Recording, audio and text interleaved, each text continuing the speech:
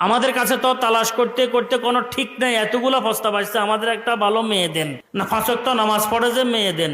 যারা নামাজ পড়ে না, যে সমস্ত যুবকগুলো, ওরাও কিন্তু নামাজি মেয়ে চায়। যে সমস্ত যুবকগুলো আড্ডা ঘোরাফেরা করে, ওরাও কিন্তু পর্দানসীন মেয়ে চায়। সবাই চায় আমার ঘরটা কি হোক, হ্যাঁ, শান্ত থাকুক, শান্তিতে থাকুক, সবাই এটা চায়। আর ঘর শান্তিতে থাকবে, ঘরের মধ্যে শান্তি আসবে একমাত্র মহিলাদের উসিলায়। মহিলা যদি ভালো হয়, ঘরের অবস্থা ভালো হবে, সন্তান ভালো হবে, ভবিষ্যৎ উজ্জ্বল হবে।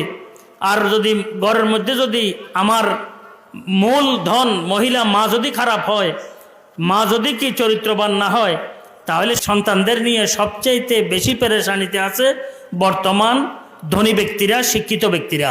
এরা নিজের সন্তানদেরকে গোছায় গোলায় রাখতে পারতেছে না। সন্তানদেরকে গোছায় গোলায় রাখার জন্য একমাত্র মাধ্যম হচ্ছে দ্বীনি শিক্ষা। দ্বীনি শিক্ষার বিকল্প নাই।